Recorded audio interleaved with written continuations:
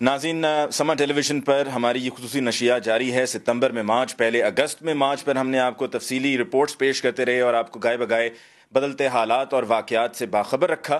اور اب ہم دیکھ رہے ہیں کہ ستمبر کے مہینے میں جہاں پر احتجاجی دھرنا اور جلسہ جاری ہے، وہیں پر ہم پر اور بھی آزمائشیں ہیں، جیسا کہ سیلاب اور سیلاب سے متاثرہ علاقوں میں موجود لوگ کہ جو محصور ہیں، اپنے گھروں سے نکل نہیں پا رہے ہیں، ان کا گھر تباہ ہو گیا ہے، ان کی فصلیں تباہ ہو گئی ہیں، اور بے یار و مددگار کھلے آسمان کے نیچے ان کو نہیں معلوم کہ اب وہ کہاں جائیں گے اور کون ان کا سہارا بنے گا، اور کب تک ان کو اپنے گھروں سے، اپنے علاقے سے دور رہنا ہے، کیونکہ اپنے ہی گھر میں چین ہوتا ہے اور آج وہ اس سے محروم ہیں۔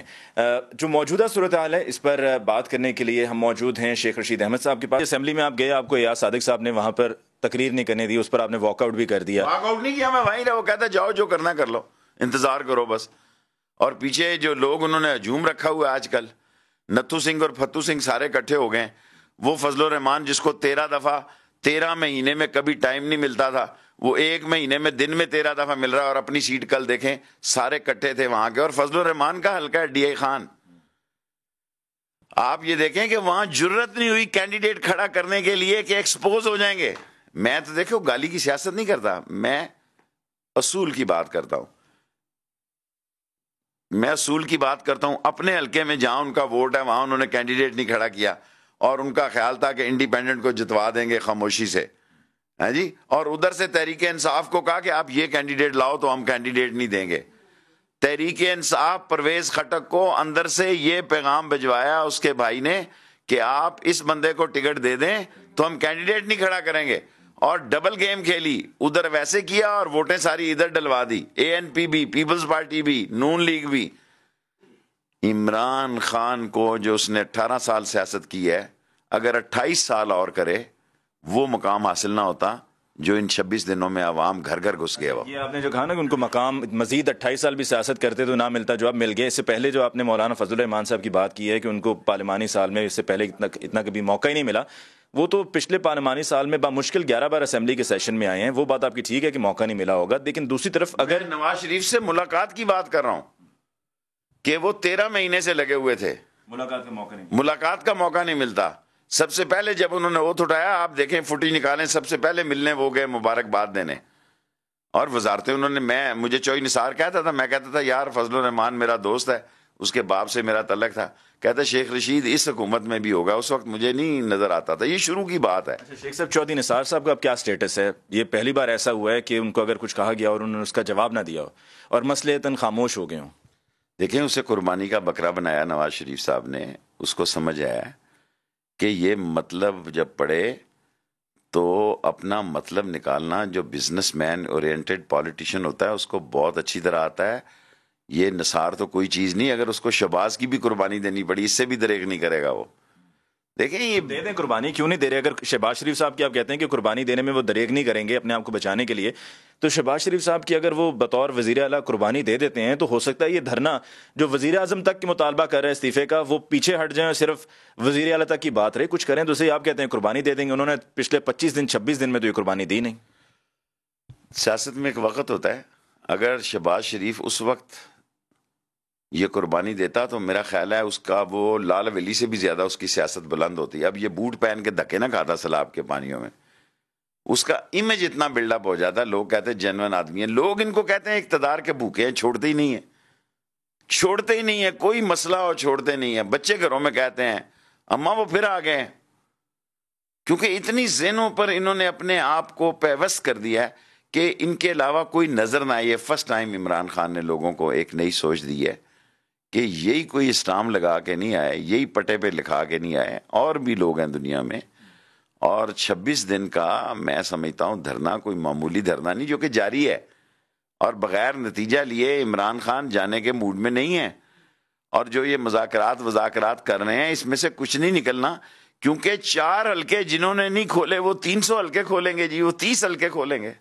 آپ مجھے بتائیں، انہوں نے سعد رفیق کا، خواجہ آصف کا اور ایاز صادق کا، ان کا حلقہ نہیں کھولا تو وہ 30 حلقے کھولیں گے۔ ان کا دماغ خراب ہے۔ دیکھیں وہ ان کی نروز کی لڑائی ہے، اعصاب کی جنگ ہے، وہ تھکا کے انہیں ماریں گے، بالآخر یہ اسمبلی تھکے گی اور نواز شریف تھکے گا، اور خدا نہ کرے کہ کوئی ایسا حادثہ پیدا ہو. جمہوریت کو یہ ڈی ریل کرنے جا رہے ہیں. کہتے ہیں میرا تو کوئی مسئلہ نہیں ہے, ساری اسمبلی مجھے مجبور کر رہی ہے کہ نہ چھوڑو.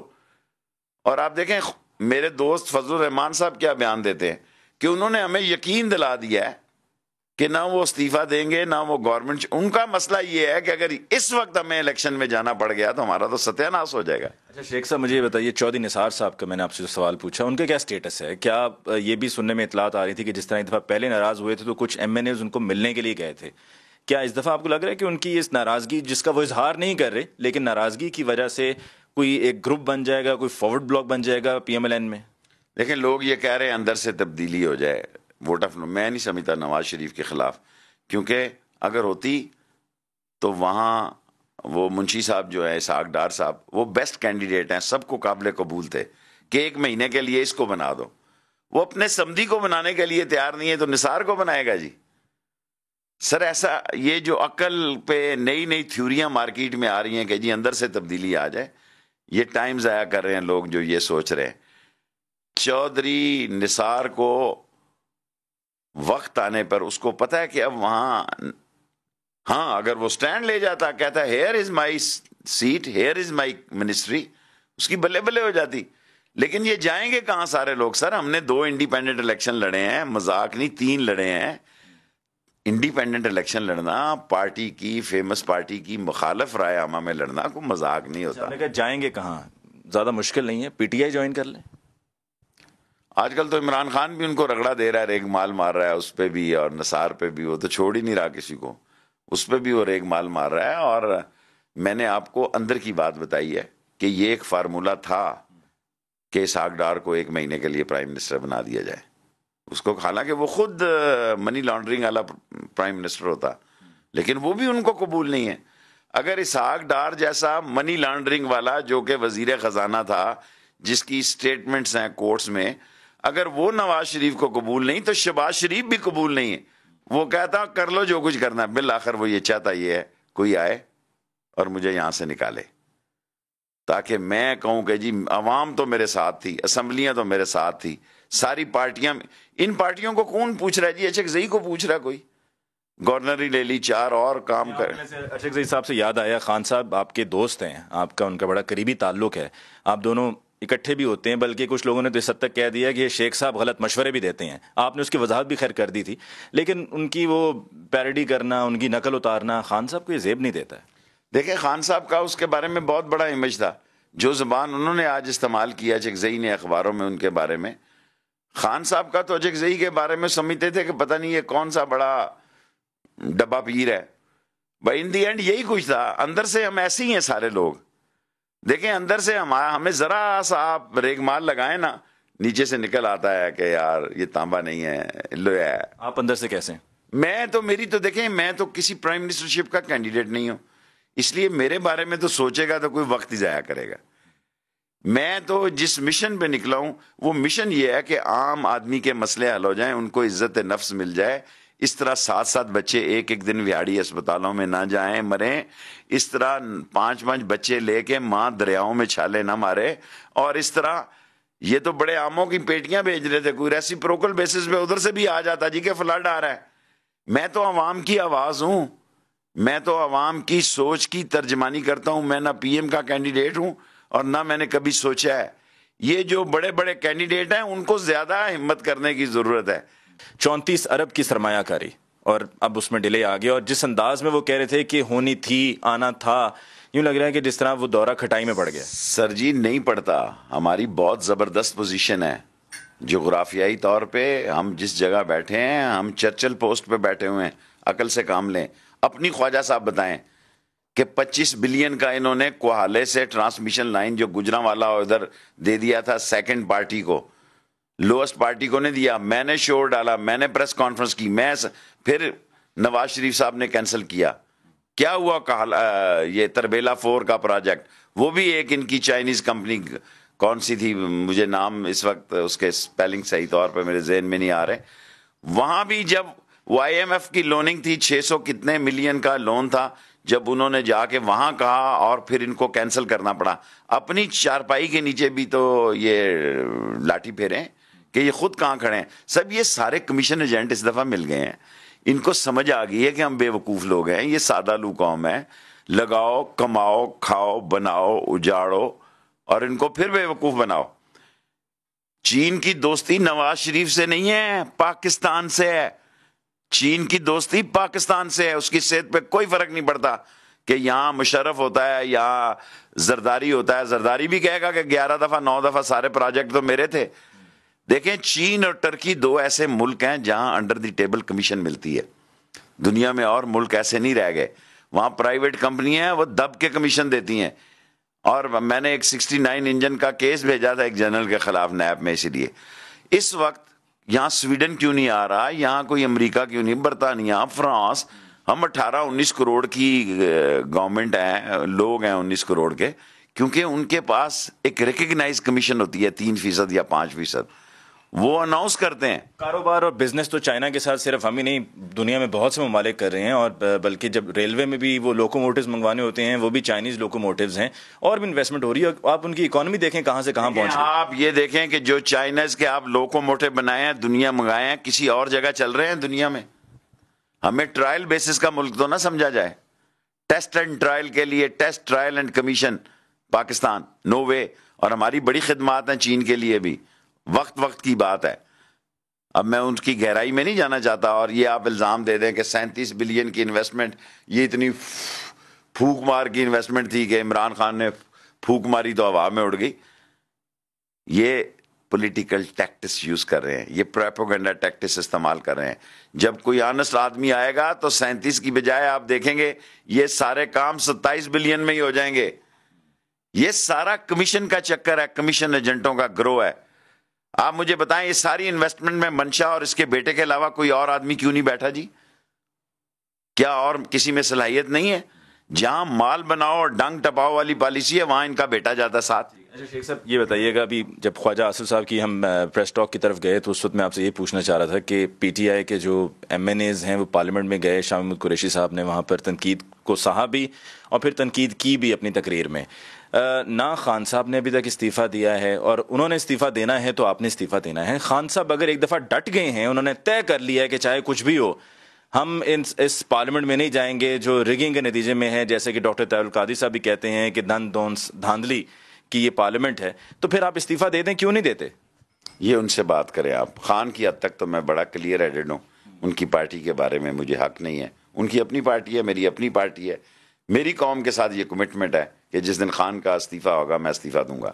یہ کل میں نے کنٹینر پہ پھر یہ کہا ہے, وہ دیں گے. میرا استعفیٰ تو 30 سیکنڈ کی بھی 3 سیکنڈ کی مارنی ہے. اسپیکر اور سارے خود کہتے ہیں تو منہ سے کہے ہم تجھے فارغ کرتے ہیں. آپ دیکھیں میں تو کھٹک رہا ہوں, میں تو یہاں پھنسا ہوا ہوں ان کے حلق میں کہ کبھی ادھر پھینک دیتے ہیں اسٹیج سے, کبھی ادھر پھینک دیتے ہیں. کیا میں ممبر نہیں ہوں؟ کیا اس ملک میں جمہوری ادارے جو جمہوریت کی بات کرتے ہیں, شیخ رشید لڑتا ہے ان کو کیونکہ میں حقیقی اپوزیشن, میں نے قوم سے وعدہ کیا تھا کہ میری ایک سیٹ ہے بھائی, روز اٹھ کے. ان کی 2 سیٹیں ہیں, شیر پاؤ کی اور اعجاز الحق کی اور دوسرے اے این پی کی اور دوسرے لوگوں کی, ایک بڑھتی ہے تو کون سی قیامت ہے؟ یہ پارٹیاں بھی دیکھیں نا, پاکستان بننے سے پہلے کی پارٹیاں ہیں. ٹھیک ہے, یعنی کہ آپ انتظار کر رہے ہیں خان صاحب کا کہ وہ استعفیٰ دیں گے تو آپ دیں گے. آخر میں مجھے صرف یہ بتا دیجئے, یہ جو بھی سیلاب سے تباہی مچ رہی ہے مختلف علاقوں میں, دیہات کے دیہات ڈوب رہے ہیں, شہر کے شہر جو متاثر ہو رہے ہیں, اس کے لیے تو کم از کم آپ حکومت کو, پی ایم ایل این کو تو ذمہ دار نہیں ٹھہرائیں گے نا کہ وہ ذمہ دار ہیں اس ساری تباہی کے لیے؟ وہی ذمہ دار ہیں. یہ ایسی بات نہ کریں شیخ صاحب, وہ کیسے ذمہ دار؟ بات سنیں, میٹرو بس بنانے کی بجائے پشتے مضبوط کرتے, بند مضبوط کرتے. انہی کے دور میں 3 دفعہ جو سیلاب آیا, ان کو سمجھ ہونی چاہیے تھی جب سیلاب آتا تو اس کی کیا فوٹو سیشن سیلاب کا حل نہیں ہے. پشتے مضبوط کرنا, بند کرنا, کوئی سٹوریج بنانا, کوئی ڈیم بنانا, یہ حل ہے. ان کو تو میٹرو چاہیے جو ایک ایشین بینک کہتا ہے 4 ارب میں بنتی ہے, یہ 44 ارب میں بنا رہے ہیں, اور ہم کہہ رہے ہیں اللہ رسول کا واسطہ کہیں اور بنا لو. سارا شہر تباہ کر دیا اور کھمبے سے لٹکا دیے 20-20 30-30 فٹ کے. اور آپ کہیں گے جی پانی بھی پیچھے سے یہی لے کر آئے ہیں, انڈیا سے پانی بھی یہی لے کر آئے ہیں. آج کل تنقید میں اور وہ جو ہوتا ہے کنٹروورسیز, کنسپیریسی تھیوریز, اس میں یہ بھی بات ہو رہی ہے جی انہوں نے انڈیا سے کہا جی پانی چھوڑیں تاکہ اس طرف سیلاب آئے گا, لوگوں کی توجہ اس طرف سے ہٹے گی, جو دھرنے ہو رہے ہیں.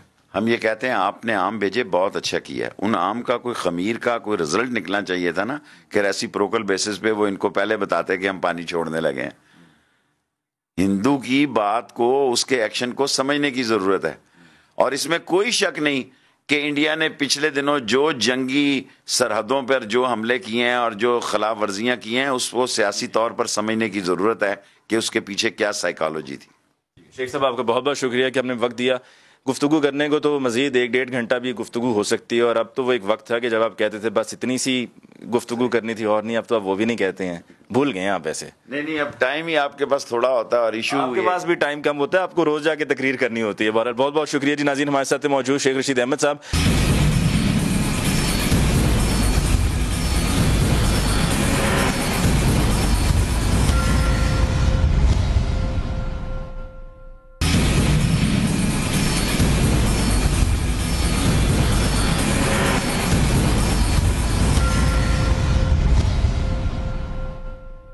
ہم جو موجودہ صورتحال ہے اس میں ہم دیکھ رہے ہیں کہ فلڈ کمیشن کی رپورٹ بھی آئی جو سن 2010 میں فلڈ کمیشن قائم ہوا تھا. سن 2011 جون میں رپورٹ میں یہ کہا گیا کہ 3 افراد ذمہ دار ہیں، ان کے خلاف کارروائی ہونی چاہیے، مقدمہ درج ہونا چاہیے، نیب کو ریفرنس بھجوانا چاہیے، لیکن نہ ہی مقدمہ درج ہوا، نہ ہی نیب کو ریفرنس بھجوایا گیا. اس پہ بات کرنے کے لیے ہمارے ساتھ موجود ہیں قائد پاکستان عوامی تحریک ڈاکٹر طاہر القادری صاحب. ڈاکٹر صاحب، سیلاب کی تباہ ہم جان رہے ہیں کہ اس دفعہ بھی اسی طرح سے ہی ہیں جس طرح سن 2010 میں تھیں، اور ہم نے سوچا تھا کہ شاید ہم تب کوئی سبق سیکھ لیں گے، لیکن ابھی بھی صورتحال بدستور وہی ہے، اور جو رپورٹ آئی تھی اس پہ بھی عمل درآمد نہیں ہوا.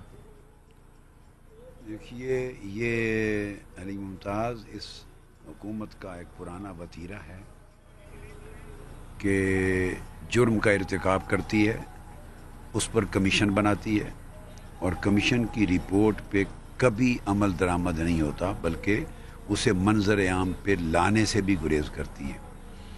2010 کا جو سیلاب تھا، آپ نے خود ذکر کیا کہ اس پر 3 رکنی فلڈ کمیشن بنا. اس فلڈ کمیشن نے 3 افسران کو ذمہ دار ٹھہرایا، اور ان 3 افسران کو ذمہ دار ٹھہرانے کے ساتھ ساتھ خود وزیر اعلیٰ پنجاب کے جو دورے تھے انہیں نقصان دہ قرار دیا انتظامی اعتبار سے.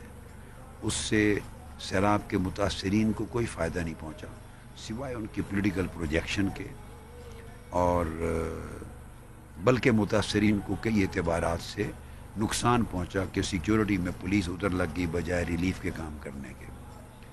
پھر پروبیبلی کوئی 58-57 ارب روپیہ اس کمیشن کی رپورٹ کے بعد انہوں نے آئندہ فلڈ کے نقصانات سے قوم کو بچانے کے لیے مختص کیا، اور وہ بھی سارا کرپشن کی نظر ہوا.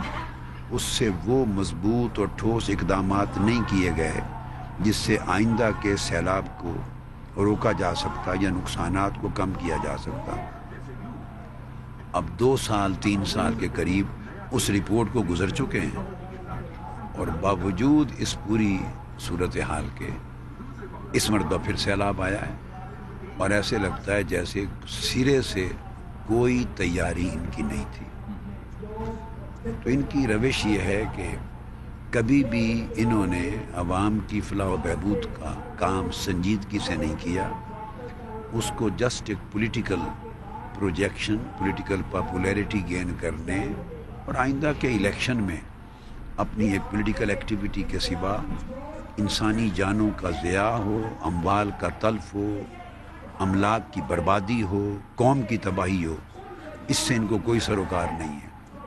نہ سزا کسی کو ملی اپیرنٹلی، اور نہ ہی انہوں نے آئندہ کے لیے سیلاب سے بچاؤ کی کوئی تدابیر اختیار کی. اچھا، اس میں رپورٹ میں ڈاکٹر صاحب جو فلڈ کمیشن کی رپورٹ تھی اس پہ نظر ثانی کے لیے کمیٹی بنائی گئی. اس کمیٹی کی سربراہی کی ذوالفقار کھوسا صاحب نے، اور انہوں نے اس کمیشن کی رپورٹ کو مسترد کر دیا، جبکہ ذوالفقار کھوسا صاحب پہ خود یہ الزام تھا کہ انہوں نے ڈیرہ غازی خان میں اپنی اراضی کو بچانے کے لیے، اپنی زمینوں کو بچانے کے لیے بہت سے لوگوں کی زمینیں تباہ کر دیں، ان کے گھر تباہ ہو گئے، پانی کا رخ جو ہے وہ دوسری طرف موڑ دیا گیا. وہ تو مسترد کریں گے. حقیقت یہ ہے کہ بے شمار اضلاع میں اور تحصیلوں میں اور قصبات میں جو تباہی آئی ہے، آپ اگر وہاں علاقے کے لوگوں کے جا کے پوچھیں، ایک کھوسا صاحب کا میٹر نہیں ہے، یہ سینکڑوں دیہاتوں اور کئی تحصیلوں اور شہروں کی تباہی کا سبب مقامی آبادیوں سے پوچھیں تو وہ کوئی نہ کوئی وزیر یا وہاں کا ایم این اے اور ایم پی اے بنتا ہے. اس کی زمینیں اس طرف ہیں، اس کی ملیں اس طرف ہیں، اس کی جائیدادیں ہیں. وہ اپنے بزنس کو، اپنی ملوں کو محفوظ کرنے کے لیے وہ سیلاب کا رخ موڑتے ہیں اور بند کو کسی آگے جا کے اس کو توڑتے ہیں تاکہ وہ بچ جائیں، اور سیلاب کا ریلا آگے کی طرف نکل کے تباہ کاریاں کر دے. یہ تو پورے ملک کا نظام اس طرح ہے کہ اپنے مفادات کے بچاؤ کے لیے انہوں نے 18 کروڑ عوام کو قربانی کا بکرا اور تباہی کے لیے ایک ذبح گاہ بنا رکھا ہے. ہر شہر میں، ہر ضلع میں یہی پوزیشن ہے. اور میں یہ سمجھتا ہوں کہ اگر یہ اقتدار میں رہے، سیلاب بھی آئیں گے اور ان کے پاس ان کے روکنے کی کوئی تدابیر نہیں ہوگی، اور بھی بہت ڈیزاسٹر آئیں گے، ان کے پاس کوئی تدابیر نہیں ہوگی. اس ملک میں قحط اور افلاس اور بھوک ہے، غربت اور بڑھے گی. ریاست پاکستان کی معاذ اللہ اس کی بقا کو خطرات لاحق ہوں گے. جمہوریت ہمیشہ کے لیے ختم ہوگی، خاندانی بادشاہت میں بدلے گی. اس ملک میں ڈسپوٹک رول ہوگا، ڈینیسٹی ہوگی، ڈیموکریسی دور دور تک نظر نہیں آئے گی. بہت بڑا ڈکٹیٹوریل رول ہوگا، الیکٹرل ڈکٹیٹرشپ ہوگی، اور ان کی خاندانی بادشاہت کئی ڈیکیڈز تک، نسلوں تک قائم ہوگی. اور افراد جو ہیں ان کے خاندان کے، ان کے وزراء، ان کے رفقاء کار اور ان کے شریک جو تمام کاروبار اور لوٹ مار میں ہیں، وہ امیر سے امیر تر ہوں گے. قوم مرے گی، ملک تباہ ہوگا، کمزور ہوگا، انسٹیٹیوشنز برباد ہوں گے، کرپشن عروج پر پہنچے گی، ٹرانسپیرنسی کا خاتمہ ہوگا، رول آف لا کا وجود ختم ہوگا، انسٹیٹیوشنز برباد ہوں گے، عدلیہ بھی برباد ہوگی، ایگزیکٹو پہلی برباد ہو چکی ہے، پارلیمنٹ کا بھی برباد ہو چکا ہے وجود. یعنی آپ سمجھیں کہ اس ملک کا as republic, Islamic republic of Pakistan وجود خطرے میں ہے، ہماری نسلوں کا مستقبل خطرے میں ہے. اور یہ ان کا وجود خود ایک سیلاب ہے پورے پاکستان کی 18 کروڑ عوام کے لیے. ڈاکٹر صاحب سمجھتے ہیں کہ فلڈ کمیشن رپورٹ میں جو یہ کہا گیا کہ وزیر اعلیٰ کو متاثرہ علاقوں کا دورہ نہیں کرنا چاہیے، کیونکہ جب وہ دورہ کرتے ہیں تو وہاں کے انتظامیہ ان کو پروٹوکول دینے میں، ان کو لک آفٹر کرنے میں مصروف ہو جاتی ہے، اور اس طرح جو ریلیف ایکٹیویٹیز ہیں وہ افیکٹ ہوتی ہیں. ان کو پکڑ کے باندھ دینا چاہیے زنجیروں کے ساتھ. یہ سب ایک ڈرامہ ہے. یہاں کتنے گینگ ریپ ہوئے، اور یہ وہاں جا کے ان کے ساتھ بیٹھ جاتے ہیں، دھرنے میں، احتجاج میں حصہ لیتے ہیں، اور وہاں ان کے سر پہ ہاتھ رکھتے ہیں، اور 4 سال گزر جاتے ہیں. اگلے دن بچی نے خود سوزی کر لی ہے، اس بچی نے جس کے ساتھ انہوں نے جا کے دھرنا دیا تھا، اور انصاف کسی کو نہیں ملتا. سیلاب آتا ہے تو یہ جا کے چھلانگ لگا کے کود کے ایک خاص شوز پہن کے پانی میں کھڑے ہو جاتے ہیں. زلزلہ آتا ہے تو وہاں ساری کی ساری سیکیورٹی اور پروٹوکول اور انتظامات میں کروڑہ روپے خرچ کر دیتے ہیں. لوگ بالکل کلیتاً نگلیکٹ ہو جاتے ہیں، سرگرمیاں متاثر ہوتی ہیں. یہ پورا کا پورا ٹولہ اس ملک کے لیے، 18 کروڑ عوام کے لیے ہر لحاظ سے تباہی، ہلاکت اور بربادی کا سبب ہے. انہیں زنجیروں سے باندھ دینا ہی اس ملک کے خیر کے باعث ہے. ٹھیک ہے ڈاکٹر صاحب، ہم آپ سے گفتگو اپنی جاری رکھیں گے. اس موقع پر ہمیں لینی ہے بریک ہیڈ لائنز کے لیے، اور ڈاکٹر طاہر القادری صاحب سے جو موجودہ صورتحال ہے جس میں سیلاب کا بھی ہمیں سامنا کرنا پڑ رہا ہے، ضرب عضب آپریشن بھی جاری ہے، اور دھرنے بھی دیے جا رہے ہیں. پاکستان عوامی تحریک کا دھرنا جو ہے وہ گزشتہ 27 روز سے جاری ہے. پاکستان تحریک انصاف کا جلسہ جو ہے وہ گزشتہ 27 روز سے جاری ہے. اب آگے کیا ہونے جا رہا ہے؟ ایک طرف یہ بھی تجویز دی جا رہی ہے کہ ڈاکٹر طاہر القادری صاحب کو، عمران خان صاحب کو اپنا احتجاج ختم کر دینا چاہیے، کیونکہ سیلاب ہے اور سیلاب سے لاکھوں لوگ متاثر ہوئے ہیں، تو ان کی جا کے مدد کرنی چاہیے. اس پہ بات ہوگی ایک بریک کے بعد.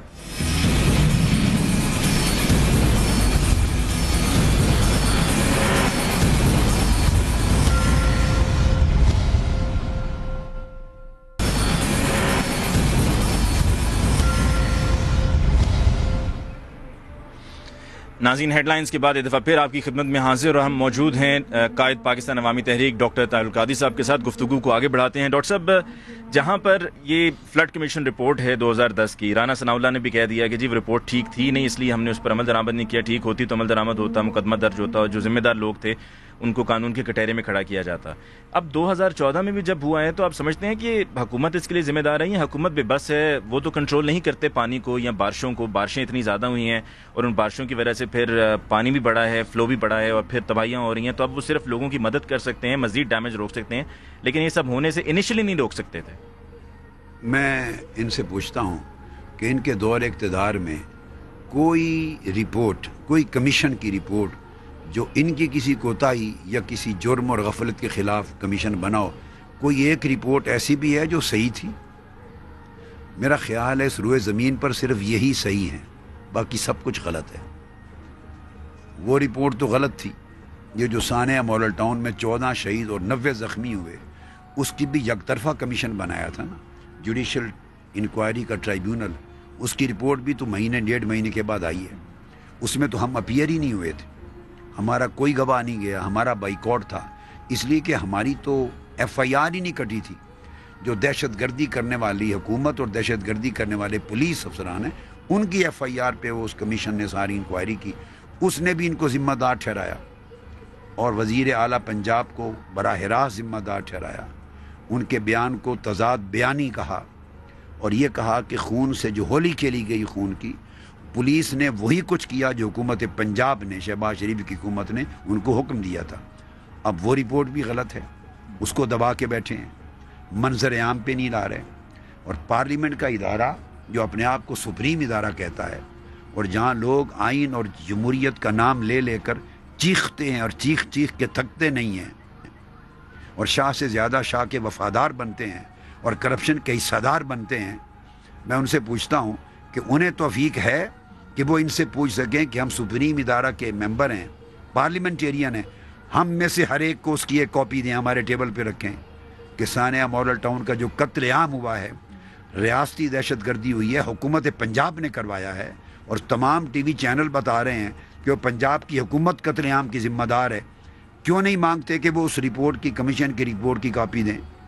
उनका राइट है, क्यों छुपा के बैठे हैं? ये रिपोर्ट भी गलत है, फ्लड कमीशन की रिपोर्ट भी गलत थी और इलेक्शन की धांधली का बनेगा वो भी गलत होगी। और खुदा जाने कितने डॉक्टर्स के मैटर्स की कमीशन बने थे। जितने कमीशन बने हैं, इनकी कोताही की तहकीकात पर, इनकी गफलत की तहकीकात पर, इनके मुजरिमाना फेल की तहकीकात पर और इनके दीगर जराइम की तहकीकात के ऊपर कभी कोई रिपोर्ट मंजर आम पे नहीं आई, हमेशा दब जाती है, इसलिए कि वो सारी गलत होती हैं। सही तो सिर्फ ये हैं। ये कौम को फैसला करना है कि 18 करोड़ अवाम के हुकूक की बाजियाबी करनी है या ये लोग जो अवाम के हुकूक पर डाका जनी कर रहे हैं और उनके अवाम के ख़जाने पर डाका जनी कर रहे हैं, लूट के खा रहे हैं और एक बादशाहत कायम कर रखी है मुगलिया सल्तनत के दौर की यादगार, यही सच्चे हैं। कौम को फैसला करना है मुल्क पाकिस्तान को बचाना है या इनकी ख़ानदानी बादशाहत को, इनकी सल्तनत को कायम रखना है जो जमहूरियत को ख़त्म करने वाली सल्तनत है, या 18 करोड़ लोगों की अगली नस्लों को बचाना है, कायद आज़म के पाकिस्तान को बाजियाब करना है या इनको प्रोटोकॉल देने हैं। लेकिन डॉक्टर साहब 2014 के सैलाब के लिए क्या हुकूमत जिम्मेदार है? तबाहियों के लिए क्या उन पर जिम्मेदारी आयद होती है? अली मुमताज़, मेरे नज़दीक 100% ये ज़िम्मेदार हैं। ये फ्लड्स दुनिया में आते हैं, उनको नुकसानात से बचाना आवाम को, और उनको अरबों रुपए के बजट, यानी मैंने बताया ना कि उसके बाद 57-58 अरब रुपए का बजट तो सिर्फ इस सैलाब से पहले बंदोबस्त करने पर था। वो पैसे कहाँ गए? अगर वो सारे पैसे करप्शन के बगैर सही बंद लगाने पर और दरियाओं और उनकी सारी ज़मीनों को खोद के गहराई बढ़ाने पर और उसके दीगर कैनाल्स को सही करने पर और फ्लड की रोकथाम के जुमला तदाबीर और इंतज़ामात को अडॉप्ट करने पर खर्च किए जाएँ तो 75% नुकसानात पे कंट्रोल हो जाता है और ग्रेजुअली 100% कंट्रोल कर सकते हैं। दुनिया के बाकी मुल्कों में भी आफात होती हैं, मगर वो विजिलेंट रहते हैं, हर वक्त तैयार रहते हैं। और जब मौसम आता है, फ्लड देखिए सर्दियों में तो आते नहीं हैं, गर्मियों के महीने होते हैं, जुलाई अगस्त से शुरू होते हैं, जुलाई जून के बाद अगस्त और सितंबर के ये 1-2 महीने होते हैं सारे, तो साल के 12 महीनों में 2 महीनों में ख़तरा होता है। यही बारिशों के मौसम है, इंडिया का पानी भी बाज़-औक़ात आना होता है, इनको सारे हालात का इल्म होता है। अगर जानते हुए ये बंदोबस्त नहीं कर सकते तो इन्हें किक आउट कर देना चाहिए, चूँकि इनके अंदर अखलाक नहीं है, ज़मीर नहीं है कि ये खुद रिज़ाइन करें, इन्हें किक आउट कर देना चाहिए। उन लोगों को इक़्तिदार दिया जाए जो अवाम के मफादात का तहफ़्फ़ुज़ करें और अपने फ़राइज़ मनसबी अदा कर सकें। ख्वाजा आसिफ साहब ने कहा कि जी हमने कंडक्ट की मीटिंग्स, अहम मीटिंग्स जानने के लिए कि सूरत हाल क्या है, बारिशें कितनी होंगी, फ्लड की क्या पोजीशन है, तो हमें यही बताया गया था कि सब कंट्रोल में है। जबकि चीफ मेट्रोलॉजिस्ट की जब समर टेलीविज़न से बात हुई तो हमें उन्होंने ये कहा कि जी हम पहले ही तमाम तर तफसीलात हुकूमत को बता चुके थे, उनको आगाह कर चुके थे कि इस दफ़ा ये होने जा रहा है। علی ممتاز، آپ کے ٹی وی چینل کا نام ہے سما. سما کہتے ہیں آسمان کو. ان کا جھوٹ زمین پر نہیں آسمان کو چھوتا ہے. ان کا کریکٹر، صبح و شام کا کردار، ان کی روش، ان کی تہذیب، ان کی ثقافت، ان کی روایت، صبح و شام جھوٹ بولنا ہے. سفید جھوٹ بولتے رہنا ہے. جھوٹ پہ جھوٹ، اتنا جھوٹ بولو، اتنا جھوٹ بولو. حکومتی مشینری ہے، ٹی وی چینل صاحب زر وزراء ہیں، ان کو کوریج دیں گے تاکہ لوگ سچ سمجھنے لگ جائیں. ان کا پردہ چاک کرنے کی ضرورت ہے. یہ جو انقلاب مارچ اس وقت آپ کے سامنے ہے، یہ ان کے مکروہ چہرے سے اس پردہ کو ہٹانے کے لیے ہے، جس سے پتہ چلے کہ اس پردے کے پیچھے جمہوریت نام کی کوئی شے نہیں ہے. یہ آئین دشمن ہیں، جمہوریت دشمن ہیں، قانون دشمن ہیں، انصاف دشمن ہیں، انسانیت دشمن ہیں، اور اخلاق دشمن ہیں، اور پاکستان دشمن ہیں. ان سے کسی خیر کی توقع نہیں ہے، سوائے جھوٹ بول کے، دھوکہ دہی کے. اعداد و شمار غلط بیان کرتے ہیں. جو بھی بات کرتا ہے ان کا منسٹر جھوٹ بولتا ہے قوم کے ساتھ. لہذا اس کا حل ایک ہی ہے. آئین کی میں روز آپ کو پوری قوم کو بتاتا ہوں، آئین کی 40 آرٹیکل کا سبق پڑھ پڑھ کے، اور میں چیلنج سے پوچھتا ہوں کہ پارلیمنٹ کے فلور پہ یہ 400 لوگ جمع ہیں اور روز چیختے ہیں، جمہوریت اور آئین کا نام لیتے ہیں. میں ان سے پوچھتا ہوں کہ ان آرٹیکلز کے اوپر ایک سوال کا جواب دو کہ یہاں تمہارا آئین کہاں چلا جاتا ہے، یہاں جمہوریت کہاں چلی جاتی ہے. جمہوریت کی بین الاقوامی روایات ہیں. دنیا کے 100 سے زیادہ ملکوں میں جمہوریت ہے. وہاں جمہوریت ایک سسٹم کے طور پہ ایگزسٹ کرتی ہے. جمہوریت کا ایک کلچر ہے. جمہوریت کے کچھ اصول اور پرنسپلز ہیں. جمہوریت کی کچھ نارمز اور ویلیوز ہیں. جمہوریت ایک پورے سسٹم کو، ایک بیہیویئر کو، اور اسٹیٹ کے اندر، سوسائٹی کے اندر، انسٹیٹیوشنز کے اندر ایک میکانزم ڈیولپ کرتا ہے. جمہوریت ٹرانسپیرنسی پیدا کرتا ہے، اکاؤنٹیبلٹی پیدا کرتا ہے. جس طرح مردہ ہو جائے نا کوئی جانور، مردار کو پانی اندر نہیں رہنے دیتا، اٹھا کے پھینک دیتا ہے. جمہوریت ایک ایسا ستھرا نظام ہے کہ کرپٹ آدمی کو کہیں نہ کہیں، خواہ سوسائٹی، خواہ کانسٹیٹوینسی، خواہ پارٹی، خواہ سسٹم، خواہ پارلیمنٹ، اس مردار کو نکال کے پھینک دیتی ہے. یہ وہ نظام انہوں نے پیدا کر دیا ہے کہ یہاں صرف رہنے کا حق مرداروں کو ہے، جو زندہ اس کو نکال کے پھینک دیا جاتا ہے. لہذا یہ انقلاب مارچ کا مقصد یہ ہے کہ قوم اس حقیقت کو پہچانے، سچ اور جھوٹ میں امتیاز پیدا کرے. اگر یہ لوگ رہ گئے، میں قوم کو آپ کی وساطت سے بچانا چاہتا ہوں، اس ملک کا کچھ نہیں بچے گا. کیپٹل فلائٹ ہوگا، پیسہ اس ملک سے جا رہا ہے. یہ تو لوٹ کے لے گئے پیسہ. عام آدمی بھی اپنا پیسہ اس ملک میں انویسٹ کرنا محفوظ نہیں سمجھتا، اور برین ڈرینج بھی ہو رہا ہے. جتنا دماغ ہے، قابل لائق لوگ ہیں، ٹیلنٹس ہیں، وہ اس ملک کو چھوڑ رہے ہیں کہ مستقبل کسی کا نہیں ہے. لہذا اس ملک کی بقا، نسلوں کا مستقبل اور خیر اسی میں ہے کہ ان سے جان چھڑائی جائے اور ان کے اقتدار کا خاتمہ کر کے حقیقی آئین کی بالادستی، رول آف لا اور شراکتی عوامی جمہوریت کے قیام کے لیے ایک انقلابی جد و جہد کو کامیاب. ڈاکٹر صاحب، قائد متحدہ قومی موومنٹ الطاف حسین صاحب نے کہا تھا کہ پاکستان عوامی تحریک اور پی ٹی آئی کو اپنا احتجاج ختم کرنا چاہیے، اور جو سیلاب میں متاثرہ لوگ ہیں اور جو سیلاب زدہ علاقے ہیں وہاں پہ جائیں، لوگوں کی مدد کریں. اور آپ کی جماعت کی ہمیشہ سے بات ہوتی ہے کہ بہت ویل آرگنائزڈ ہے. آج خان صاحب بھی گئے، جا کے انہوں نے متاثرہ علاقوں کا دورہ بھی کیا. تو آپ کی جماعت کی طرف سے کیا کیا جائے گا جو افیکٹیز ہیں سیلاب کے، ان کے لیے؟ اور کیا کنسیڈریشن ہے کہ دھرنا ختم کیا جائے ان لوگوں کے لیے جو سیلاب سے متاثر ہوئے ہیں؟ علی ممتاز، ہمارے لوگ صرف وہ نہیں ہیں جو یہاں بیٹھے ہیں. ہمارے لوگوں کا تو ایک سمندر ہے. اگر یہ سیلاب آیا ہے تو ہماری ایک منہاج ویلفیئر فاؤنڈیشن ہے. یہ سرگرمیاں پاکستان عوامی تحریک کے تحت ہو رہی ہیں. ہماری منہاج کی اپنی یونیورسٹی ہے، وہ کھلی ہوئی ہے. ہمارے منہاج کے کالجز ہیں، ہمارے سکولز ہیں 600، وہ سب کھلے ہوئے ہیں. جس کا جی چاہے، میرا چیلنج ہے، جا کے دیکھیں، کلاسز ہو رہی ہیں. گرلز کالج ہیں، کھلے ہوئے ہیں، کلاسز ہو رہی ہیں. ہماری ایکٹیویٹیز اپنی اپنی جگہ پہ چلتی رہتی ہیں. منہاج ویلفیئر فاؤنڈیشن کروڑوں روپے کے عطیات 2005 کے زلزلے میں بھی اس نے دیے، 2010 کے سیلاب میں بھی دیے.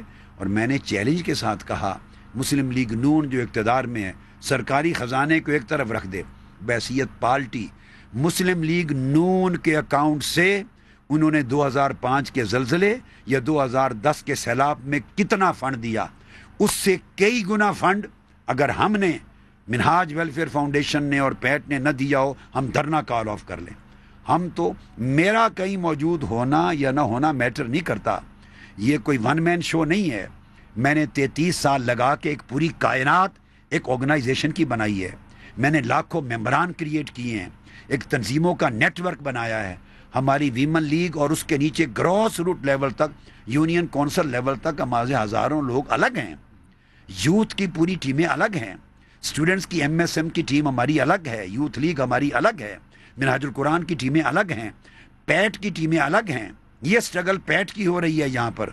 और फिर उलमा कौंसिल की टीमें अलग हैं, फिर वेलफेयर फाउंडेशन की टीमें हमारी अलग हैं, एजुकेशन फाउंडेशन की टीमें हमारी अलग हैं जो उस काम को सरअंजाम दे रही हैं। लिहाजा मैं फिज़िकली, देखो ना, मैं 8 साल से कनाडा बैठा हूँ, मेरा काम रुका है, मेरी तहरीक का काम आसमानों तक जा पहुँचा है। तो मेरी फिज़िकल प्रेजेंस अब कहीं रिक्वायर्ड नहीं है। अब एक सिस्टम बिल्डअप हो गया है। अपने कदमों पर लाखों हज़ारों कारकुनान पाकिस्तान के अंदर और पाकिस्तान के बाहर वो अपील करते हैं, फंड्स जनरेट होते हैं, यहाँ फंड्स खर्च होते हैं, पाई पाई का हिसाब होता है। हमारे लोग बाकायदा सैलाब ज़दगान की इमदाद के लिए निकले हुए हैं, वो खुद ब खुद कर रहे हैं और इतना लाखों के हिसाब से खर्च कर रहे हैं। और अभी चंद दिनों में उसका आदत करोड़ों पे चला जाएगा और हमेशा करते हैं, अब भी कर रहे हैं। हम तो पाकिस्तान ईरान के ज़लज़ले में करोड़ों रुपए का जाके खर्च किया था। हम तो सोमालिया में करोड़ों खर्च करते हैं, हम नाइजीरिया में करोड़ों खर्च करते हैं, हम वहाँ जिबूती में करोड़ों खर्च करते हैं, हम थर्ड वर्ल्ड अफ्रीकन कंट्रीज़ में जाके खर्च करते हैं, गाज़ा में खर्च करते हैं, हमारे अफ्रीका अपना उधर से जॉर्डन और इजिप्ट से हमारे लोग जाके ऑपरेट करते हैं, कोऑर्डिनेशन होती है उनकी वहाँ की लोकल इमदादात के साथ। हम तो वर्ल्ड वाइड इस काम को करते रहते हैं। मेरा कहीं जाना आना मैटर नहीं करता। मैंने अपनी जगह पे एक पूरी की पूरी तंजीम की कारकुनान की एक यूनिवर्स क्रिएट कर दी है। उनकी हर जगह प्रेजेंस और एग्जिस्टेंस है और इफेक्टिव ऑर्गेनाइजेशनल नेटवर्क है, एक मैकेनिज्म है। हमारे लोग काम कर रहे हैं और हम तो हर डिजास्टर में करोड़ों रुपए की इमदाद। डॉक्टर साहब, आखिरी सवाल, रहमान मलिक साहब अब से कुछ देर पहले आपसे मुलाकात करके गए हैं, कोई ख़ास पैगाम जो आप तक उन्होंने पहुंचाया हो या उन्होंने कोई ऐसा इशारा दिया हो कि जिससे ये ज़ाहिर हो कि अब मसला हल होने जा रहा है? और ये धरने के शुरका ईद कहाँ पे करेंगे, क्या शारे दस्तूर पे या अपने अपने घरों में? दो चीज़ें, एक तो रहमान मलिक साहब से पूछा, एक तो वो ज़ाती हैसियत से मिलने आए थे, चूँकि वो जो जिरगा है उसके अंदर वो कोऑर्डिनेटर का रोल भी प्ले कर रहे हैं, उस हैसियत से मिलने आए थे। फिर वो जो मामला जिरगा के ज़रिए गवर्नमेंट के साथ मुज़ाकरात चल रहे हैं, बाज़ चीज़ों के ऊपर हमारी रिजर्वेशंस हैं, इश्यूज़ हैं, तो आए तो निजी हैसियत के साथ थे, लेकिन बाय द वे उन सर्टन सब्जेक्ट्स के ऊपर उनके साथ मेरी डिस्कशन भी हो गई बाय द वे, और मैंने अपनी रिजर्वेशंस उनको बताई कि हम चीज़ों के साथ इत्तेफाक नहीं है। तो वो बहरहाल सूरत उनके नॉलेज में आई, वो अब जिरगा में डिस्कस करेंगे जो लीडर्स हैं सारे मिलकर। रह गया आपका ईद का पूछना, आप ईद कुर्बान का, ईद उल अज़हा का पूछ रहे हैं। इंशाअल्लाह ताला इस इनकलाब मार्च की फ़तह होगी, फ़तह याब होकर ईद उल अज़हा लोग अपने घरों में करेंगे। उससे पहले फ़तह याबी का झूमर इनके माथे पर बांधा जाएगा। लोगों ने आज पूछा कि क्या हम जानवर मंगवा लें ईद कुर्बान के लिए? मैंने कहा जानवरों की ज़रूरत नहीं है मंगवाने की, पहले भी सैकड़ों की तादाद में जानवर ऑलरेडी इधर मौजूद हैं, मगर उनकी कुर्बानी जायज़ नहीं है। जानवर आप ख़रीदें, अपने शहरों में, घरों में ईद कुर्बान घर जाके करेंगे और फ़तह याब होके करेंगे इंशाअल्लाह। जिस मकसद के लिए आए थे वो मकसद ईद कुर्बान से पहले इंशाअल्लाह ताला बहुत पहले इन्हें नसीब हो जाएगा। डॉक्टर साहब आपका बहुत बहुत शुक्रिया। नाज़रीन, हमारे साथ मौजूद थे कायद पाकिस्तान अवामी तहरीक डॉक्टर तारुल कादी साहब। और ईद पर डॉक्टर साहब का यही कहना है कि जितने भी धरने के शुरकाए हैं ये फ़तह याब हो के ईद के मौके पर अपने अपने घरों में ईद सेलिब्रेट करेंगे। मुझे अली मुमताज़ को दीजिए इजाज़त। अल्लाह निगहबान।